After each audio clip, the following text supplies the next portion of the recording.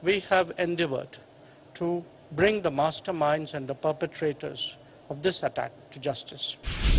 26/11 will never ever be forgotten. लेकिन इस वक्त बड़ी खबर एक और बता दें कि संयुक्त राष्ट्र सुरक्षा परिषद की आतंकवाद निरोधी समिति की जो बैठक हुई है उसमें विदेश मंत्री ने कहा है कि हम 26/11 का हमला कभी नहीं भूलेंगे। 2 लफ्जों में उन्होंने कह दिया, नेवर फॉरगेट, नेवर फॉरगिव। उन्होंने कहा कि हम ना तो कभी ये भूलेंगे, और ऑब्वियसली कोई भी कंट्री, कोई भी नेशन ये कैसे भूल सकता है, और ना ही कभी हम माफ करेंगे। पाकिस्तान की तरफ से अजमल कसाब और कई दूसरे लकवी और नकवी और क्या क्या करके जो टेररिस्ट थे, उन्होंने ये अटैक प्लान किया था, और उसके बाद भारत में जाकर ताजमहल होटल जो था वहां पर, होटल ताज जो है वहां पर ये अटैक किया गया। तो जयशंकर ने उस हवाले से आज एक ट्वीट की है। उस ट्वीट में उन्होंने कहा है कि नेवर फॉरगेट, नेवर फॉरगिव। इसका मतलब यह है कि हम आपको भूले नहीं हैं, हम आपको भूले नहींगे, और हम ना आपको माफ करेंगे। दिस इज व्हाट ये बात जो दूसरी है ना कि हम माफ भी नहीं करेंगे, तो देखिए ये वही बात है कि आप समझ सकते हैं कि ये बात कई दफ़ा कही गई है भारतीय हुकूमत की तरफ से भी। मोदी साहब ने भी कई बार ये बात की, और इसके अलावा राजनाथ सिंह भी इस तरह की काफ़ी ज़्यादा बातें जब होती नहीं तो उन्होंने वो कई बार ये कह चुके हैं कि दहशतगर्दी का जब भी मामला उठाते हैं और ऐसा कोई, तो वो मतलब वो कहते हैं कि हर जगह पर जाकर कि उनको बहुत ही ज़ख्म मिले हैं। और हेलो, जय हिंद दोस्तों,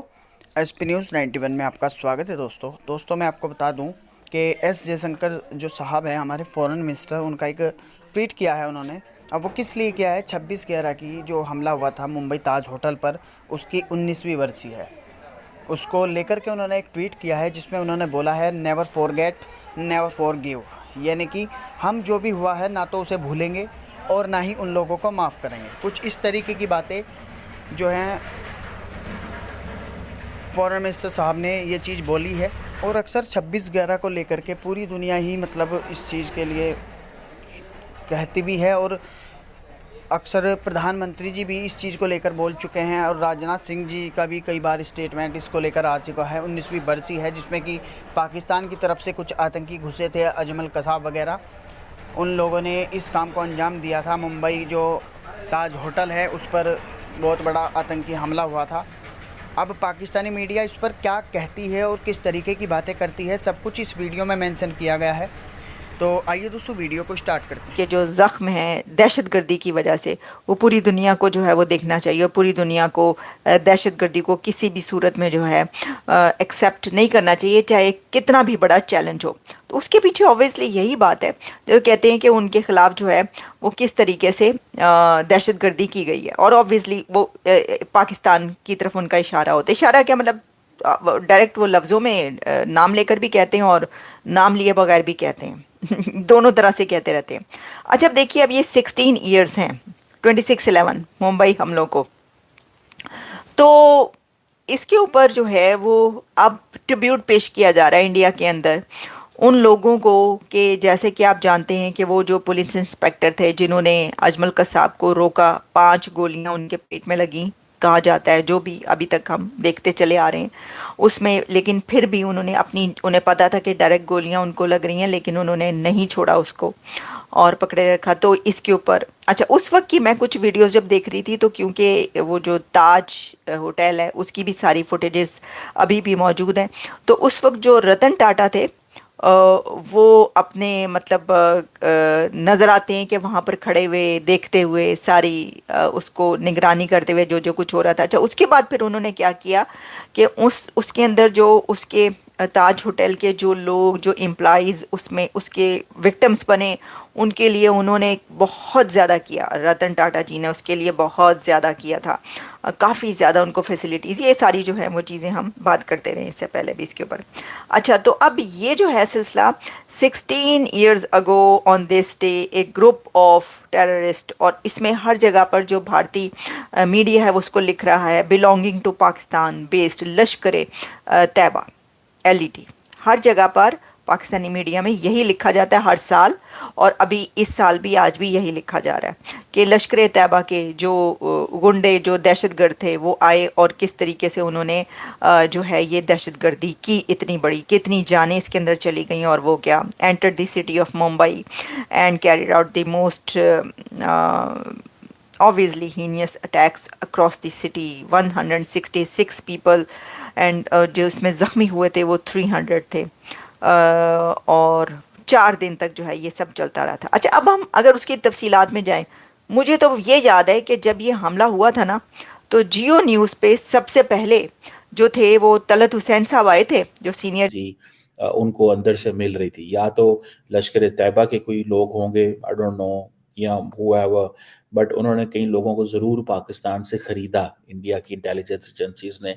जिनका काम ये था कि वो जानते कि हाफिज़ सईद कहाँ है, और फिर उस हिसाब से वो जो प्लानिंग की थी कि एक जो एक्सप्लोसिव है वो आए, आगे उससे वो गाड़ी कोई और बंदा ले, वो मोटरवे से ट्रैवल करे, लाहौर में एक रेजिडेंशियल कंपाउंड में जाए,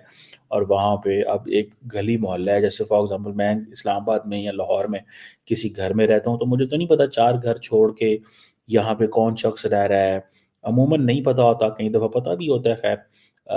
और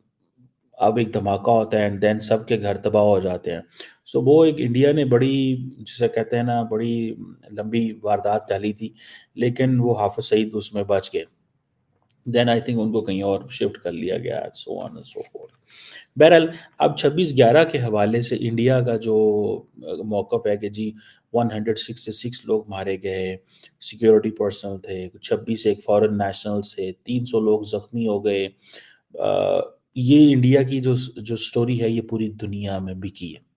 इंडिया का ये मौक़िफ़ जो है ये पूरी दुनिया में लोगों ने बाय किया है। लोग, पीपल बिलीव कि ये that was an act of terror, और ये अब इसीलिए तो डॉक्टर जयशंकर ने कहना शुरू कर दिया। देखिए, द मोमेंट डॉक्टर जयशंकर ये हल्फ लिया और सारी पोजीशन में आए, उन्होंने एक टफ लाइन ली पाकिस्तान के ऊपर, बिकॉज वो टफ लाइन जो है वो Amit Shah and prime minister Modi जो हैं उनकी तरफ से वो टफ लाइन थी। प्राइम मिनिस्टर मोदी चाहते थे कि इस तरीके से पाकिस्तान से डील किया जाए, कि अब उन्होंने ये सोचा हुआ है कि अगर पाकिस्तान की तरफ से कोई ऐसी चीज़ आती है जो कि इंडिया का मौक़िफ़ होता है या कुछ कश्मीर में होता है, तो वो कहते हैं कि हम पाकिस्तान में हिट करेंगे। और ये सिचुएशन मज़ीद क्रिटिकल इसलिए हो जाती है कि जब इंडियंस कहते हैं हम हिट करेंगे और इंटरनेशनल कम्युनिटी कहती है येस ये आपका हक है, जैसे अमेरिकन ने। और मैंने आपको कहा था कि डोनाल्ड ट्रंप की एडमिनिस्ट्रेशन में in case there is something which happens in Kashmir और इन इंडिया और रिगार्डिंग टू इंडियन आर्मी जो है, तो फिर आप ये देखेंगे कि लोग कहेंगे कि जी ये आपको इस चीज़ से अंदाज़ा होगा कि अगर इंडिया अटैक करता है पाकिस्तान के ऊपर, तो इस चीज़ को समझिएगा कि फिर जिसे वो कहते हैं ना कि फिर इंडिया हमला करेगा, इंटरनेशनल कम्युनिटी कहेगी यस सही किया हमने। ये एक बड़ी जिसे कहें वो ना एक अहम एक चीज़ है, इसको ऐसे नहीं इग्नोर करना चाहिए, और इंटरनेशनल कम्युनिटी का जो रोल है डॉक्टर जयशंकर जो कि फॉरेन मिनिस्टर ने भारत के, उन्होंने कहा है कि ना तो भारत इस चीज को भूलेगा और ना ही माफ करेगा। होना भी ऐसा ही चाहिए, मगर अनफॉर्चुनेटली पाकिस्तान में इसके ऊपर कोई काम नहीं किया जा रहा। पाकिस्तान में इमरान खान की पॉलिटिकल पार्टी के ऊपर तो बैन लगाने की बात की जा रही है कि जी इमरान खान की पार्टी जो है वो प्रोटेस्ट करने आती है, इमरान खान ने घड़ी भेज दी, इमरान खान ने गिफ्ट्स भेज दिए, इस किस्म की केसेस बनाकर इमरान खान के ऊपर तो एक्शन लेने की बात की जाती है। लेकिन ना तो हाफिज सईद को, ना ही मसूद अजहर को, ना ही लखवी को, ना ही किसी और को जो है वो जेल में डाला गया है, और ना ही कोई सख्त तरीन सजा दी गई है। हाफिज सईद को भी क्योंकि FATF में बुरी तरह से पाकिस्तान फंस चुका था और निकलने का कोई रास्ता नहीं दिख रहा था, तो इसलिए मजबूर होकर हाफिज सईद को हाउस अरेस्ट दे दिया गया, 31 ईयर्स बता दिए गए। अब कौन देख रहा है कि वो हाउस अरेस्ट है या वो बाहर घूम रहा है? कई बार उसे बाहर घूमता फिरता भी देखा गया है। ये सब बातें करने के बावजूद, ये सब कार्रवाइयां करने के बावजूद, जिसमें कि पाकिस्तान ने कहा कि जी नॉन स्टेट एक्टर्स ने किया, उसके बाद पाकिस्तान का हाल आप देख लीजिए कि क्या है। पाकिस्तान की इकोनॉमी किस जगह है, पाकिस्तान को बाकी कंट्रीज कितनी इंपॉर्टेंस दे रहे हैं, पाकिस्तान G7 G8 या इसी तरह के दूसरे जो फोरम्स है उनका हिस्सा नहीं है। पाकिस्तान आते हुए लोग डरते हैं, घबराते हैं, लोग अवॉइड करते हैं कि पाकिस्तान का विजिट करें। पाकिस्तान भेजने के लिए क्रिकेट टीम के लिए भी भारत तैयार नहीं है और साथ साथ बाकी स्पोर्ट्स के लिए भी उन्होंने मना कर दिया है। लेकिन पाकिस्तान के लिए उन्होंने यही शर्त रखी है कि पहले आप टेररिज्म बंद कीजिए, जो हादसे उनके यहाँ हो चुके हैं उसको जाहिर है कि वो भूले नहीं हैं और उन्हें भूलना भी नहीं चाहिए। लेकिन बात सारी ये कि ये चीजें पाकिस्तान को भी याद रखनी होगी कि अगर आप चाहते हैं कि भारत ही नहीं बल्कि बाकी कंट्रीज के साथ भी आपके टर्म्स बेहतर हो और वो आपके ऊपर ट्रस्ट करें, अपने स्पोर्ट्स के लोग हों चाहे अपने कोई भी सिटीजन हो, उनको आपकी कंट्री में भेजते हुए